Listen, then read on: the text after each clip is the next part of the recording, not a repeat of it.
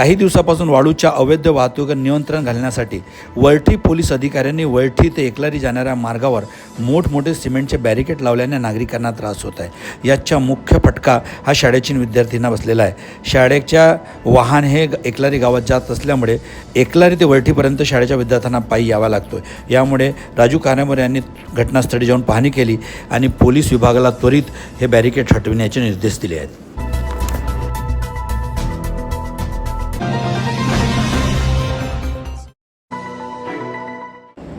काही दिवसापासून Tumsar road railway स्टेशनमध्ये येणाऱ्या प्रवाशांना अनेक समस्यांचा सामना करावा लागत आहे। यात प्राथमिक सुविधांचा अभाव असल्याने प्रवाशांच्या आरडाओरड सुरू आहे।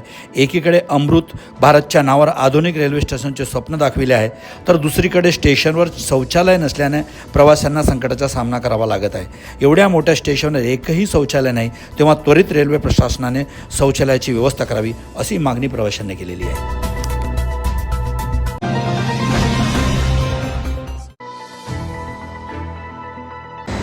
नुकताच साई सेलिब्रेशन लॉन तुळका येथे भाजपा सदस्यता अभियान संदर्भात तुमसर शहर व ग्रामीण पदाधिकारी व कार्यकर्त्यांची कार्यशाळा प्रदीप पडोळे यांच्या अध्यक्षतेखाली आयोजित करण्यात आली। यात भाजपा सदस्यता अभियान राबवून पक्ष संघटना मजबूत करण्याबाबत मार्गदर्शन करण्यात आले।